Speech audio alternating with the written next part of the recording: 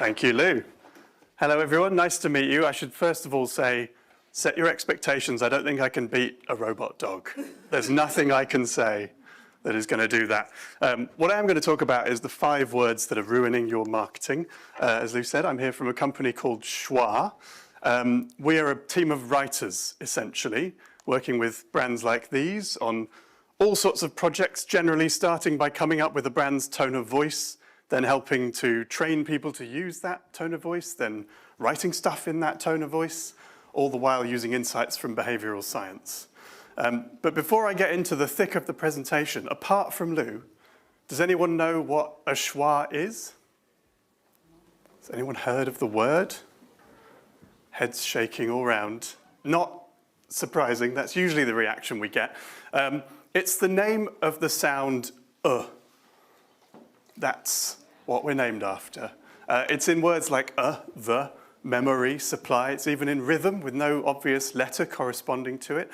It happens to be the most common vowel sound in the English language, so you make that sound more than any other vowel sound when you're speaking, as long as you speak English. And that's got nothing at all to do with anything else I'm going to talk about. It's just usually a bit of an elephant in the room. People are wondering, why are you called Schwa? So we get it out of the way early. What I am going to talk about is these 5 words, and I'm going to bring up the first. It's consumer. So for a couple of seconds, I just want you to all think about the word consumer and how it makes you feel.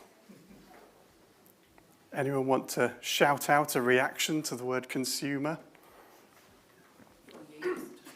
Overused, was that? Yeah, unused.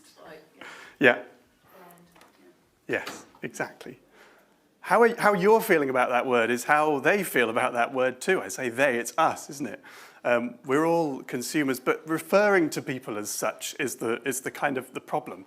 And obviously the word consumer doesn't usually find its way into the marketing or the external comms that people put out. Sometimes it does, but it doesn't usually. But the problem is that you plant this seed internally when you're doing your kind of, what's the messaging Bible for this product or campaign or whatever. And you talk about people as consumers, and it has this sort of dehumanizing effect that leads to things like this creeping out into the real world.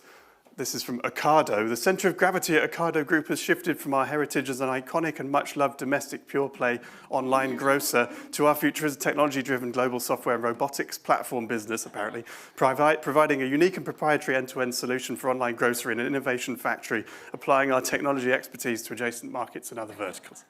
As far as I know, they sell fruit and veg. But it's not in there. Neither of those words are in there. I mean, grocer, I guess, is about as close as they get. So this comes from that sort of weird, several steps removed, meta thinking that we do internally that then sort of creeps out into this not real language that people use. A story from our own lives. One of our clients last year, after a bit of a struggle through COVID, decided that 2022 was going to be the year of operational excellence. And they put up posters all over the office. They told managers to talk about operational excellence when they were having their one-to-ones. It became a big push from the leadership team. And at the end of the year, they went in to see, well, has anything changed? Has this had any obvious, measurable impact? And they found that, unsurprisingly, nothing had changed whatsoever, except for in one team. And they asked the leader of that team, what did you do to have this impact? What did you do to bring operational excellence to life? And she said, well, once a week we have a meeting called Doing Everyday Things Better. And that worked. All she'd done was translate this sort of meta-weird language into something that people could actually understand and do on a day-to-day basis, something tangible and concrete. And she was the one who'd had the impact throughout the whole organization. So, consumer, the first word that's ruining your marketing. The second is the word commit. So these two gentlemen had a meeting in 2018, which was all over the papers, much publicized, where they signed a declaration about denuclearization. And it was picked up as this great success. And here is an excerpt from the document that they signed.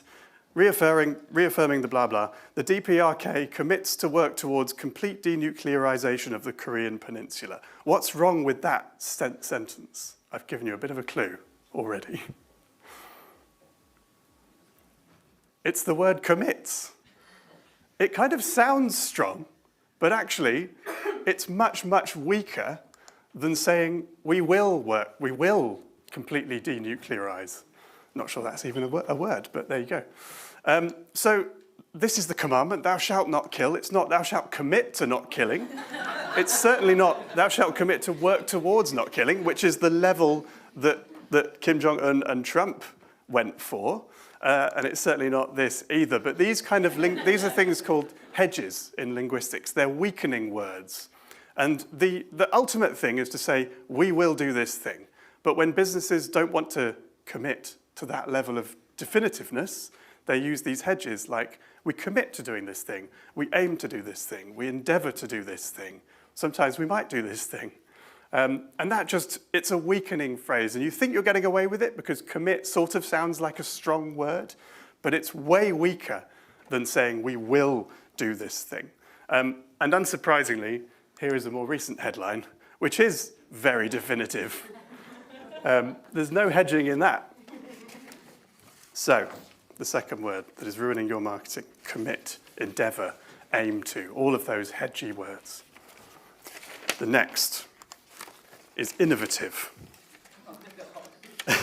Some laughs in the room already. We recognize this one. So this is what I like to think of as a candy floss word, right? If you think about candy floss, it's sort of like food, but then when you try and eat it, it disappears in your mouth. In the same way that these are kind of like words that sort of seem in some way interesting or convincing, but actually, if you really interrogate them, there's just nothing to them. I can say anything is exciting. I can say anything is innovative. It doesn't make it innovative. It doesn't make that thing real. And these words are all over the marketing that we see day to day. And actually, sometimes there might be some people who go, you're telling me it's exciting, so maybe it is exciting. But the fact is, if you can say that, if you can use the candy floss word, if you can say something is exciting, there must be something exciting about it. There must be a piece of proof, a fact, something about it that you can say that would be a more powerful way to persuade people. And this is the age-old rule of showing rather than telling. So don't give people the empty, vague adjective. Give them the fact or the piece of information behind that adjective, the piece of information that lets you use that adjective in the first place. And if that piece of information doesn't exist, you probably shouldn't use either. So just to illustrate this point, I've taken a couple of famous old ads and made them worse. So this is my version of this Rolls-Royce ad, a quiet drive, even at 60 miles an hour. I'm telling you it's a quiet drive. Maybe some of you are going, oh, that's good. Being a quiet drive is a good thing in a car. This is the real ad. At 60 miles an hour, the loudest noise in this new Rolls-Royce comes from the electric clock. That's a much more powerful message. It's showing me what quiet means rather than telling me it's quiet. Similarly, The Economist could say that it offers insightful commentary, which is okay, that's a good thing, but it's not as powerful as I never read The Economist, says management trainee aged 42, right? So this is showing me what insightful commentary actually means. And it's doing it in a sort of insightful, witty way as well, so it works on two levels. So that's the third word. For the fourth, I'm going to ask for a show of hands. So I want you to picture the office fruit bowl, okay? It's probably not quite as cornucopian as this. Again, I'm not sure that's a word. There are probably no aubergines in it, but let's imagine your office fruit bowl has 3 items in it. It's got oranges, apples, and grapes, okay? I want a show of hands. You're in the middle of the working day. You just want a little sweet treat. Hands up if you're choosing the grapes. Quite a lot of grapes. That's almost, I'd say, about 40% of you choosing grapes. Someone said, I love a grape. What's that? How about apples? Who's going for an apple? About 25%. Orange? Anyone having an orange? About 6 hands up for the orange. You are the anomalies, those of you choosing the orange, but it was an overwhelming majority for grapes, followed by apples, followed by oranges. Does anyone know why Or those of you who didn't choose an orange, why didn't you choose an orange? Hard work, messy. Sticky hands, smells, yeah.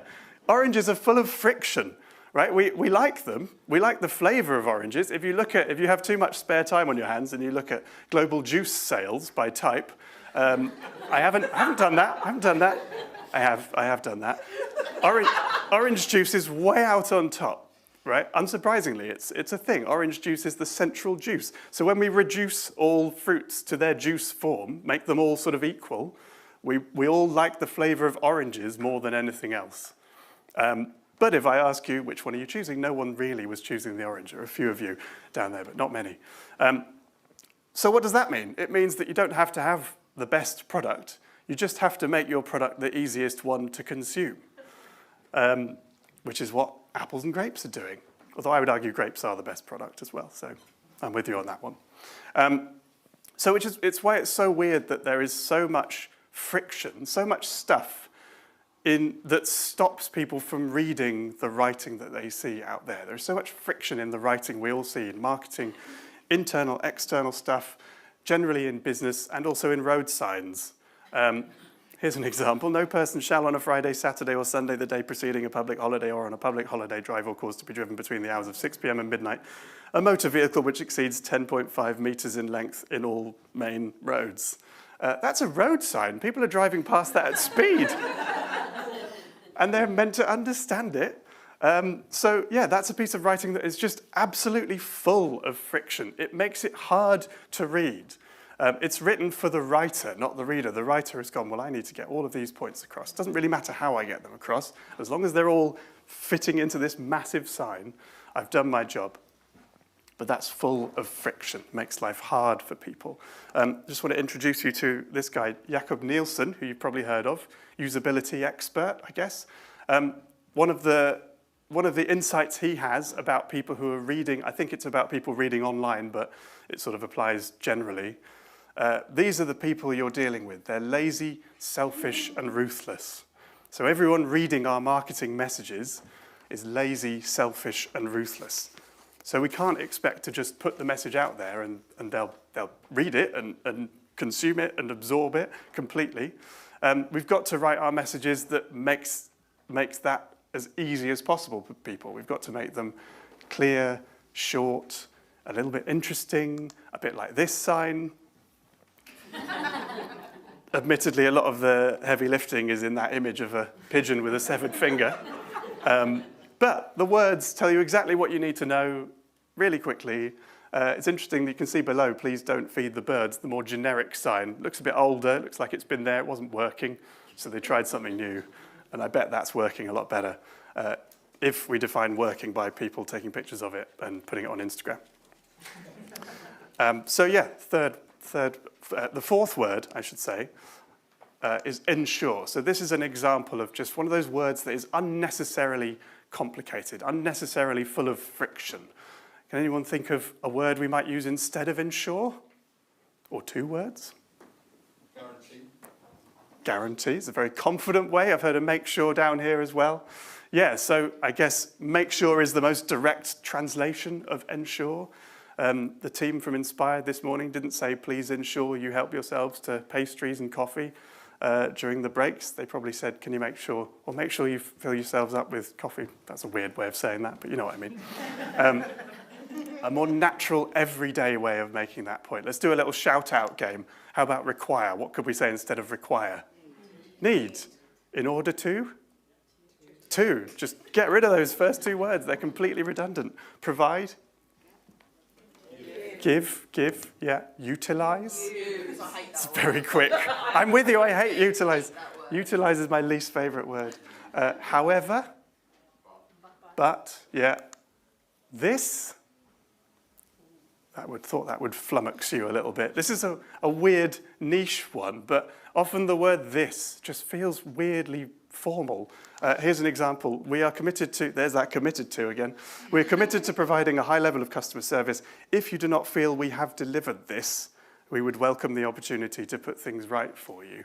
I mean, there's a lot wrong with that particular paragraph, but this is one of the real culprits. If you don't feel we've done that, would feel would be a lot more everyday, a lot more natural. It cuts a few words out. It's not just the this that I've changed there, you'll have noticed, but generally watch out for thises and all those words that just are unnecessarily formal, words that we don't really use in everyday life, because they slow people down, they add friction to the writing, and they make our writing really boring too, which is never a good thing. And if you're thinking, well, I'd never get away with that because it's like dumbing down, saying buy instead of purchase or need instead of require, there's lots of evidence out there. Here is the best title for a research paper there's ever been. Consequences of erudite vernacular utilised irrespective of necessity, problems with using long words needlessly, where this guy, Daniel Oppenheimer, took two pieces of writing, one in the sort of everyday clear style, one more formal and old-fashioned and stuffy, but the content was exactly the same, so the message was exactly the same, and he asked people who's the more intelligent author, and they all said the one who'd written the clear everyday version. Because if you can turn something into a clear piece of communication, you must really understand it. And that's, I guess, what the thinking was there.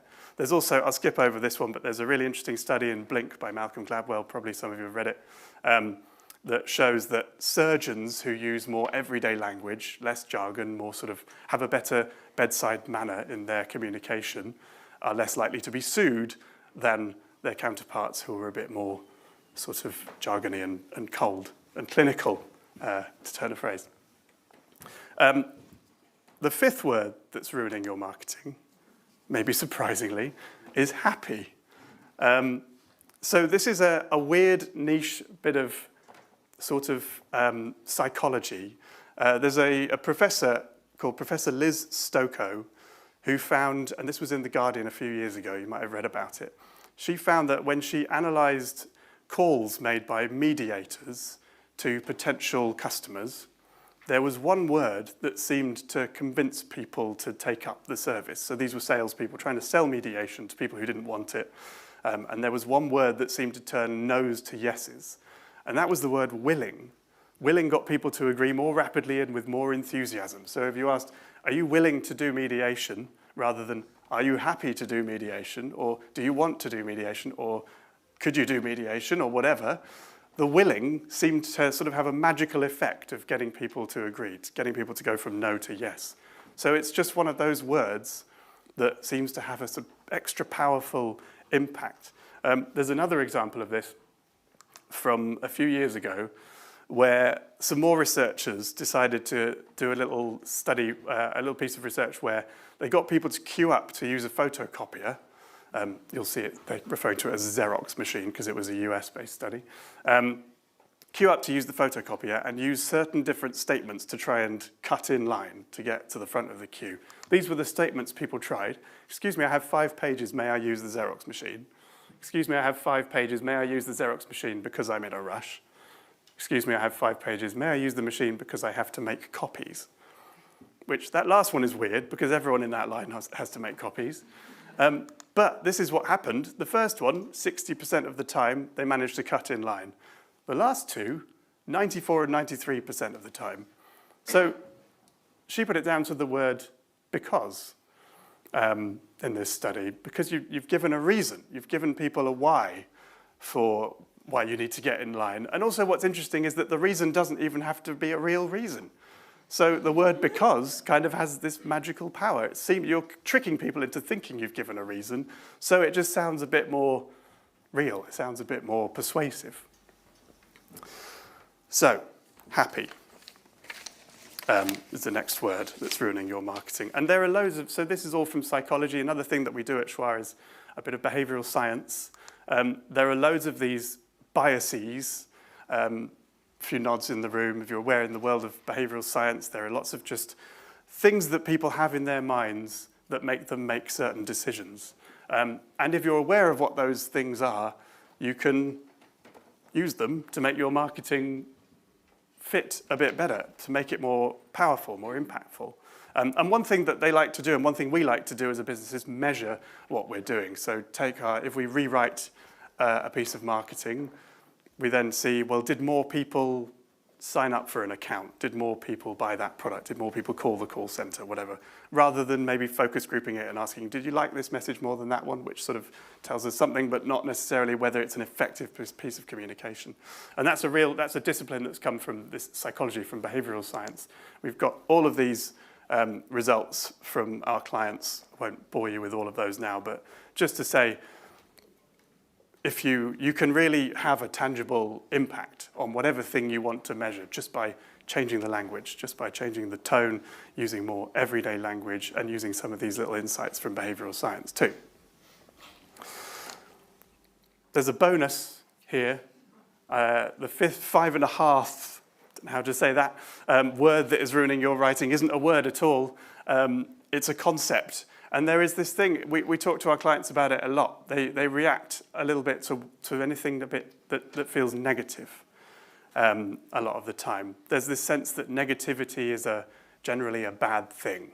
And I think that's, as a blanket rule, that doesn't work. It might work in certain contexts, but as a blanket rule, I just want to dispel this myth that being negative in your marketing is a bad thing. Take Huggies, for example. If you'd gone to work for them in the 1960s, you'd have walked in the front door and been greeted with this statement: "We will kill Pampers." Surprising. I love that juxtaposition between the brand and the statement. But they weren't afraid to put their really quite negative mission statement out there, galvanizing people. They're obviously a very successful brand. They still exist, so it worked for them. Nike as well, crush Adidas. That was their thing. Another negative message. It's worked for them. I saw this recently as well. Some of you might have seen them. Don't look at this poster. Negative sentence, grammatically negative sentence, but works for them. I took notice. I took a picture. And also, this talk, 5 words that are ruining your marketing. That's a really negative title for a talk, but you came to it. So, it worked in that sense. So this is just to dispel that myth that negativity is a bad thing. So that's it, the 5.5 words, concepts, ideas that are ruining your marketing. We're out there for the rest of the day if anyone wants to come and talk to us about any of these things. These are things, the main things that we do.